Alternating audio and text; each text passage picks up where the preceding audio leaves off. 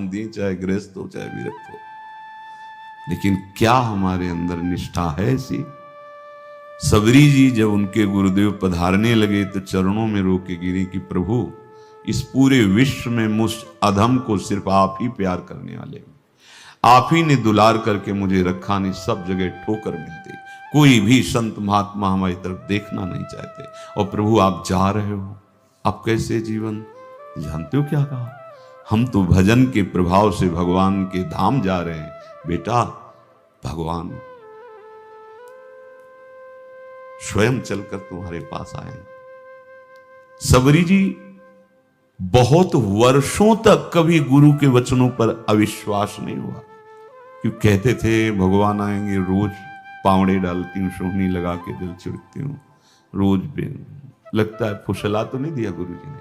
नहीं, गुरु के वचन भगवान आएंगे, शायद ऐसा वर्णन की शास्त्र हजार वर्ष सोचो जरा, और भगवान आए और सबरी को निहाल किया। ऐसे हो गुरुदेव ने कहा है भगवान आएंगे, जब तक वो ना पाएंगे तब तक हमने कहा है कि और उनका उद्देश्य अलग था, कहने का कि आप भगवान को भोग लगा के पाइएगा और भजन कीजिएगा तो मंत्र के प्रभाव से तुम्हारे मानस पटल पर भगवान दिखने लगेंगे, ऐसा होता है। और वो सीधा आदमी सीधा समझा, जब तक भगवान नहीं पाएंगे तब तक हमें नहीं पाना। 18 दिन बीत गए, कुछ न खाना न पीना। गोविंद भी देखते हैं, बाल भक्त ओम प्रकाश जी महाराज यही अपने चामुंडा के पास से उधर, बहुत नामनिष्ठ महात्मा, बाल भक्तों में बहुत ही मानो प्रहलाद जी ही हैं, जैसे प्रहलाद जी नामनिष्ठ भगवान निष्ठ, घट घट में भगवान को देखने वाले, ऐसे श्री ओम प्रकाश जी बाल भक्त।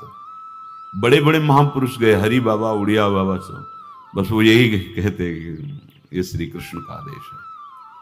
फिर शायद 50 के भी ऊपर दिन गए थे, ऐसे 70 दिन तक उस महापुरुष ने कुछ नहीं खाया, सशरीर अंतर्ध्यान हुए, आज समाधि उनकी बनी। जब महत्व भगवान का जग जाता है तो शरीर का महत्व नहीं। अच्छा, प्राणनाथ जब प्राणों का पोषण कर रहे हैं तो अन्न में भी तो प्राणनाथ की ही दी हुई शक्ति है, तो बिना अन्न के भी उनका पोषण हो रहा है। पर ये भागवती का आदेश से, मनमानी करने से नहीं, मनमानी करने में फिर मार्ग रुक जाएगा। भगवान आदेश करते हैं अपनी वाणी से, युक्ताहार विहार से उचित आहार विहार, वो तो भगवद आदेश होता है। 18 दिन बीत गए, 19वें दिन जब भोजन आया तो पेट की आंतें सब सिकुड़ गई थी। वैसे ही 50 वर्ष के थे, आंखें धस गई थी, उठने की ताकत नहीं। पत्नी ने फिर कहा कि आप कुछ तो बताइए कि क्या आपको कोई रोग हो रहा है, आप भोजन नहीं पा रहे, मैं रुक जाऊं यहीं आपकी सेवा के लिए या आप घर चलिए? कोई उत्तर नहीं, आप जाइए, हम ठीक हैं।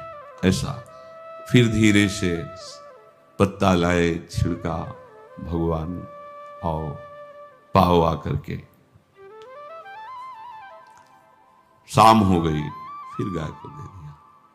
विचार कर लिया कि अब मरना ही है, मुझ जैसे अधम के पास भगवान तो आएंगे नहीं, वो तो भगवान है, पर मैं अपने गुरु के वचन नहीं तोड़ सकता, मर चाहे जाऊं।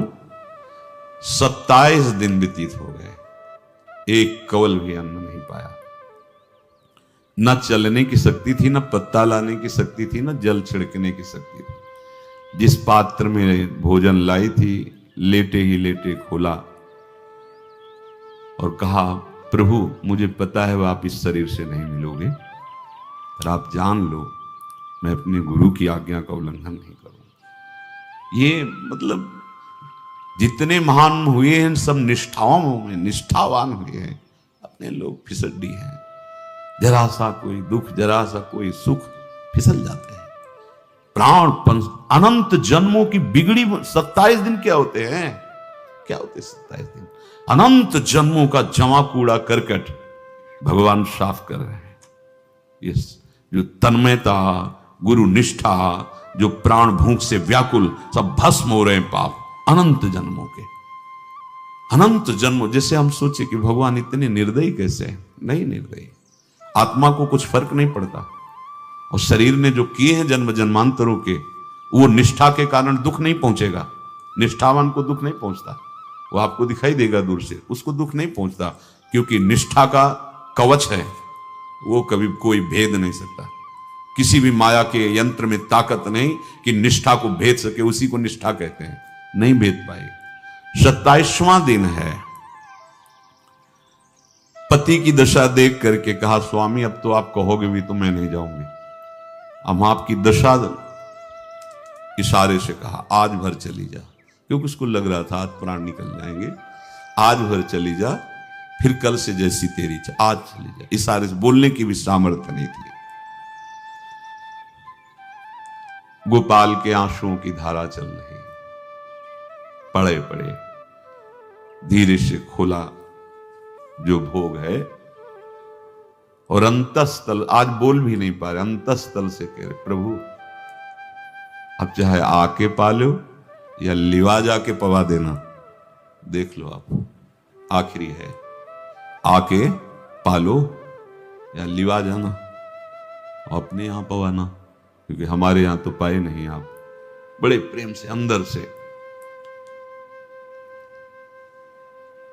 आवाज आई, गोपाल। आंख खुली, क्योंकि बोलने की हिम्मत ने, ये अंदर से प्रार्थना की थी, गोपाल वो अमृतमय। गुरुदेव ने कहा था कि उनकी वाणी से अमृत बरसता है।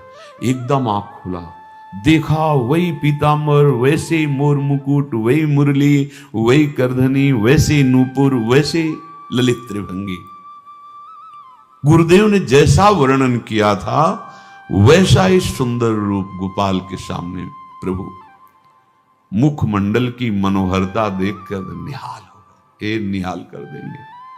थोड़ी पीड़ा सहना सीखो, सहत सहत बाढ़े भगति, ग्रहतन गुरु हितगार, ग्रहतन गुरु हितगार हार अपनी करिमा। सेवक जी कह रहे हैं, देखो, ग्रहतन गुरु हितगार हार अपनी कर, तन मन प्राण गुरु वचनों पर न्यौछावर, जो भी सहना पड़े सहूंगा। मिल गए प्रभु, प्रभु दूर नहीं है। प्रिया प्रीतम बहुत कृपालु हैं।